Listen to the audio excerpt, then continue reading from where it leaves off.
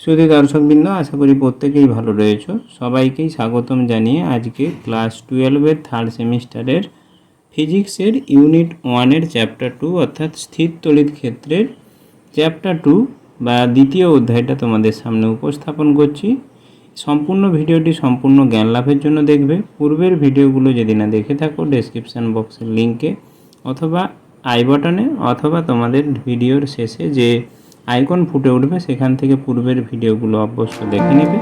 নতুন বন্ধুদেরকে বলছি, চ্যানেলটি অবশ্যই সাবস্ক্রাইব করতে ভুলবে না। এরকম আরও নিত্য নতুন আপ টু ডেট ভিডিও তোমাদের সামনে উপস্থাপন করব, তাই সবাইকেই বলবো অবশ্যই চ্যানেলটি সাবস্ক্রাইব করে পাশে থাকা বেল আইকনটি প্রেস করতে ভুলবে না, আর বন্ধুদেরকে শেয়ার করতে ভুলবে না। শুরু করা যাক মূল পর্ব। আমরা প্রথমেই একটু সূচনা সম্পর্কে জেনে নেই এবং এই সূচনার সময় এক বিশিষ্ট বিজ্ঞানী চার্লস অগাস্টিয়ান ডি কুলম বা কুলম সম্পর্কে জানব। তিনি একজন বিখ্যাত ইঞ্জিনিয়ার ছিলেন, মিলিটারি ইঞ্জিনিয়ার। সেই মিলিটারি ইঞ্জিনিয়ারের জন্ম হয়েছিল 1736 খ্রিস্টাব্দে এবং মৃত্যু হয়েছিলেন 1806 খ্রিস্টাব্দে। ইনি একজন ফরাসি বিজ্ঞানী। এই সূচনা পর্বে আগে আমরা জেনে নেই, আমরা পূর্বের অধ্যায়গুলোতে বা পূর্বের ভিডিওতে বা পূর্বের পর্বে আমরা আধান কি এবং আধানের বিভিন্ন আকর্ষণ বিকর্ষণ সম্পর্কে এবং আধানের মান কত হয় সে সম্পর্কে আমরা পূর্বের ভিডিওগুলোতে দেখেছি বা পূর্বের ভিডিওতে জেনেছি বা পূর্বের অধ্যায়ে আমরা আলোচনা করেছি।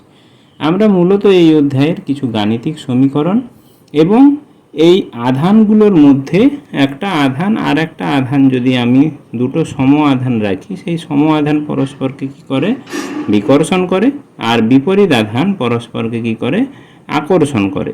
এই বিকর্ষণ এবং আকর্ষণের পরিমাণ বা কত বল দ্বারা এদেরকে আকর্ষণ করছে সেই বল কিভাবে নির্ণয় করা হয় বা সেই বল নির্ণয় করার ব্যাপারে আমরা এই অধ্যায়তে জানব এবং বিভিন্ন ক্ষেত্রে ওই বলের মান আমরা বিভিন্ন গাণিতিক সমীকরণ দ্বারা প্রতিষ্ঠিত করব।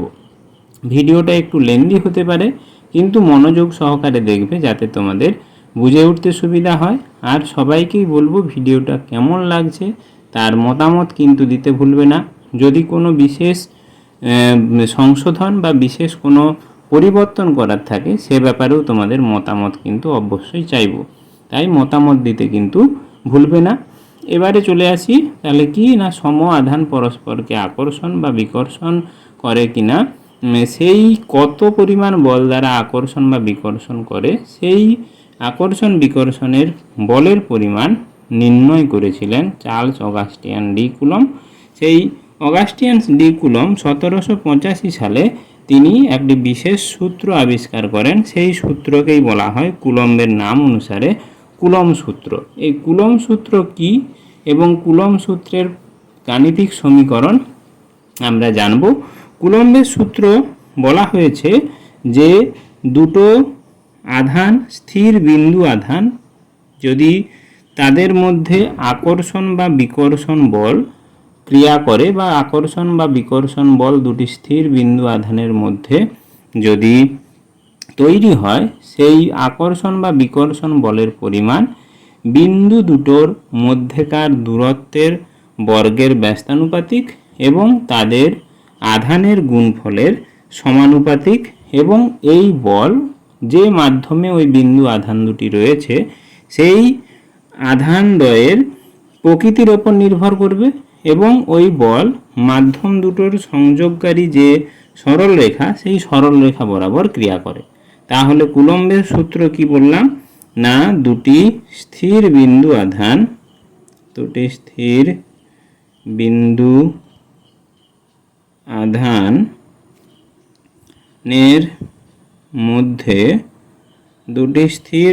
আধানের মধ্যে কার্যকর আকর্ষণ বা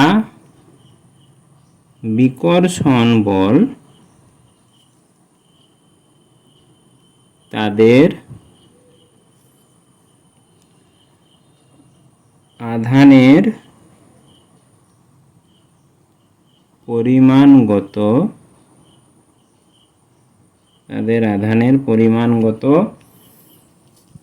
বা আধানের পরিমাণের গুণফলের সমানুপাতিক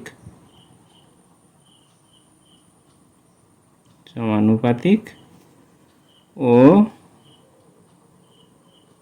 দূরত্বের বর্গের ব্যস্তানুপাতিক। এবং এই বলটা মাধ্যমের বললাম প্রকৃতির উপর নির্ভর করবে এবং এই বল এই আধান দুটোর মধ্যে সংযোজী রেখা বরাবর কাজ করে। এর গাণিতিক উদাহরণ আমরা যদি ধরে নেই যে দুটো স্থির বিন্দু আধান যাদের চার্জ যথাক্রমে Q1 এবং Q2 এবং এদের মধ্যবর্তী দূরত্ব যদি r হয়, তাহলে কুলম্বের সূত্র অনুসারে F, এদের মধ্যে আকর্ষণ বা বিকর্ষণ বল যদি F দ্বারা প্রকাশ করা হয়, সেই F proportional to Q1 into Q2 divided by এদের মধ্যবর্তী দূরত্ব r এর স্কোয়ারের সঙ্গে সমানুপাতিক। এই সমানুপাতিক চিহ্ন যদি তুলতে হয় তাহলে আমরা একটা নতুন ধ্রুবক আসবে যাকে আমরা বলছি k।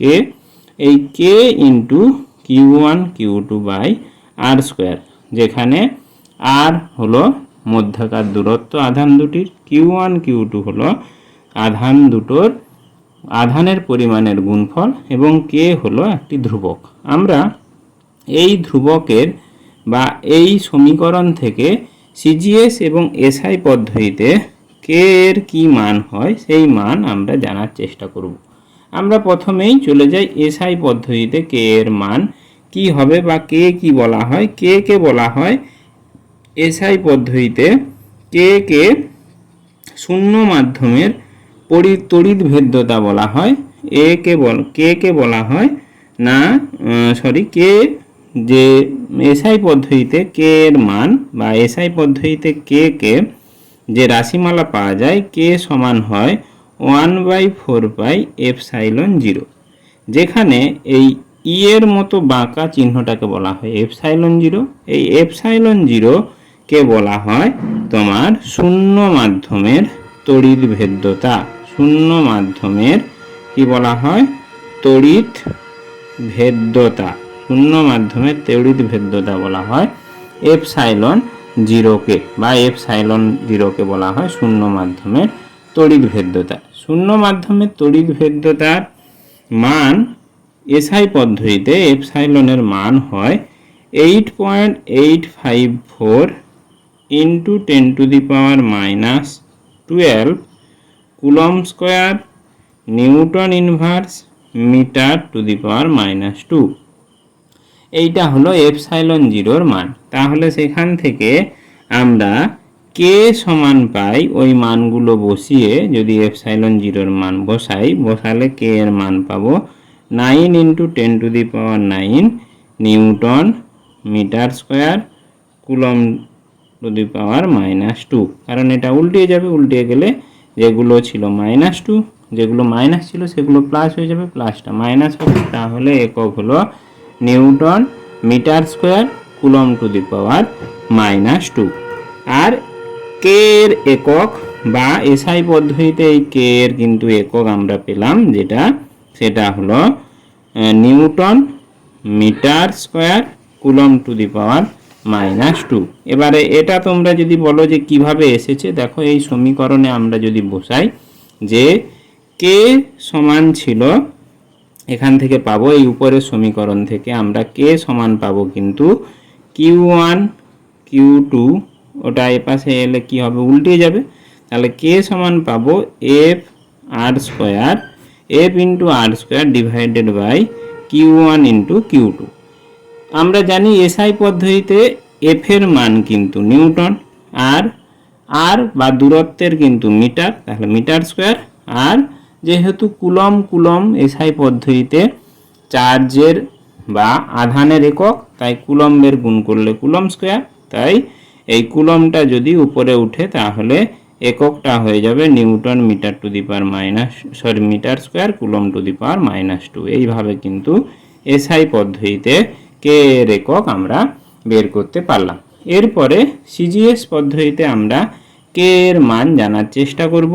সিজিএস পদ্ধতিতে কে এর মান যদি জানতে হয় ওই একই সমীকরণ, তাহলে কে সমান পাবো F R square by Q one Q two. আমরা এখানে সিজিএস পদ্ধতিতে যদি এই বিশেষ রাশিগুলোর মান যদি আমরা বা এককগুলো যদি বসাই, এফ এর একক হচ্ছে ডাইন সিজিএস পদ্ধতিতে, আর আর বা দূরত্বকে বলা হয় সেমি, তাহলে সেমি square divided by Q one Q টুকে ইএসইউ বা ইলেকট্রোস্ট্যাটিক ইউনিট দ্বারা প্রকাশ করা হয়, তাহলে এর একক হয়ে যাবে কিন্তু কে এর একক ডাইন সেমি স্কোয়ার আর ইএসইউ, দুটোর ইএসইউ স্কোয়ার হবে ইএসইউ মাইনাস টু। তাহলে বুঝাতে পারলাম যে সিজিএস এবং এসআই পদ্ধতিতে কে এর মান কি হবে।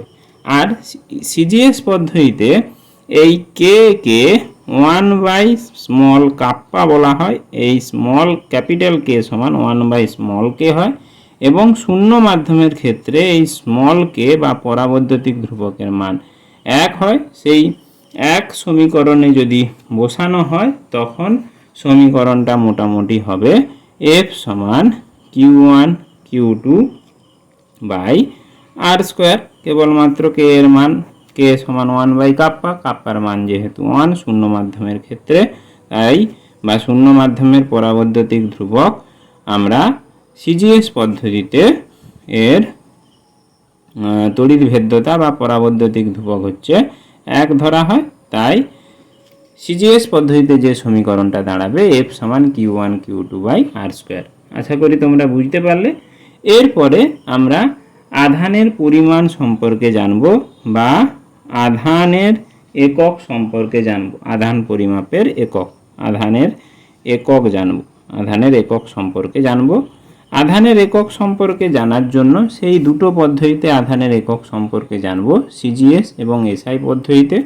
সিজিএস এবং এসআই পদ্ধতিতে আধানের একক জানার জন্য আমরা প্রথমে এসআই পদ্ধতিতে আধানের যে সংজ্ঞা সেই সংজ্ঞা কি সেটা সম্পর্কে জানব। সিজিএস পদ্ধতিতে আধানের সংজ্ঞা কিন্তু কুলম, তাই কুলম সম্পর্কে জানার জন্য আমাদের একটু সমীকরণটা লিখলে আমাদের সেটা সুবিধা হয়। সমীকরণটাতে আমরা জানি যে এসআই পদ্ধতিতে এই বিশেষ সমীকরণটা কে এর মান 1/4πε হয়েছিল, তাই 4πε ইন্টু বলতে পারি Q one Q two by R square.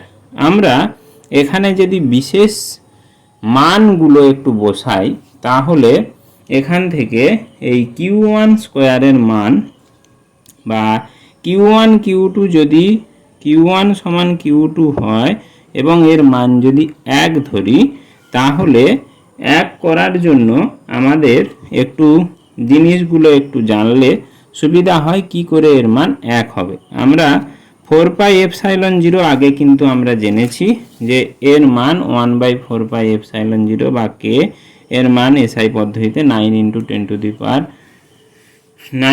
Newton. তাহলে 1/4πε0 মান হচ্ছে তোমার 9 × 10⁹ newton metre square coulomb to the power -2। F এর মান যদি 9 × 10⁹, যেহেতু এসআই পদ্ধতিতে নিউটন হয়, তাহলে আমরা এফ এর মান যদি 9 × 10⁹ নিউটন এবং 1/4πε এর মান এসআই পদ্ধতিতে 9 × 10⁹ ওই newton metre square coulomb to the power -2 এটা বসাই, তাহলে কিউ ওয়ান কিউ টুর মান যদি একই হয় বা এই Q one into Q two যদি কিউ স্কোয়ার হয়, আমি একটাই মান যদি কিউ সমান কিউ ওয়ান কিউ টু সমান কিউ যদি হয়, তাহলে এখান থেকে এবং এই আর এর মান যদি আমি 1 মিটার বসাই, তাহলে এই সমীকরণে আমরা শেষমেশ কিউ স্কোয়ার সমান পাবো কিন্তু 1, কারণ এগুলো সব কাটাকাটি হয়ে যাবে, হয়ে গিয়ে কিন্তু পাবো কিউর মান 1।